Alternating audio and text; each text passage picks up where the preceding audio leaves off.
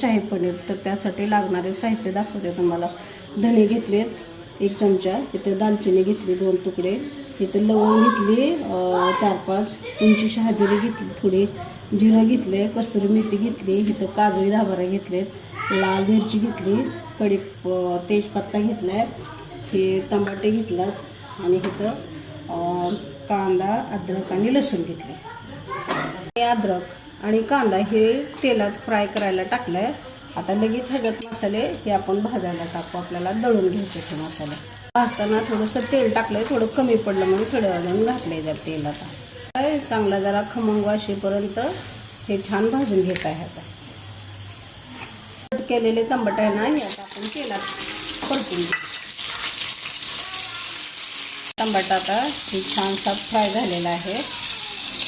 आपण हे आता पनीर 200 ग्रॅम घेतले, हे तेलात चांगलंसं फ्राय करून घेऊ. आपण कडक तेल उकळलं, छान फ्राय झालेत. आता बघा लाल कलर आला ह्याला मस्त, छान थंड झाले. आता आपण ह्याला बारीक करून घेऊ. छान मसाला बारीक करून घेतलाय. आता चमचे दही आहे, 1 चमचा अजून थोडी घालते जरा, आणि हळद घालते थोडी, आणि थोडं मीठ घालते.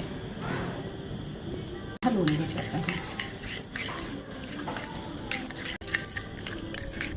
अजून कढईमध्ये थोडं तेल घालते जरा, ते आता वाटून घेतलेला आहे मगाचा मसाला आहे ना, हे सगळं त्यात घालते.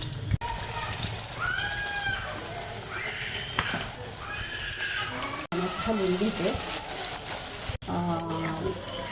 आंबारी चटणी आणि मीठ आणि हळद खालून ठेवलं तर हे टाकते.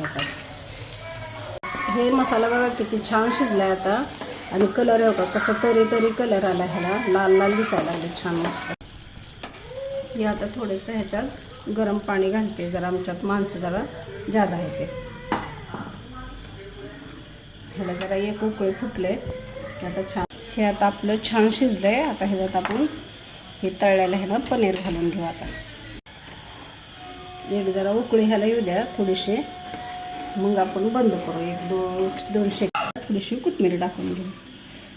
भाजी नाही पनीर सोबत, ही शाही पनीर चपातीसोबत, पुरीसोबत. पनीरसाठी लाईक करा, शेअर करा, सबस्क्राईब करा आणि कमेंटमध्ये सांगा. असं झालं आहे हे पनीर. तुम्ही पण करून बघा.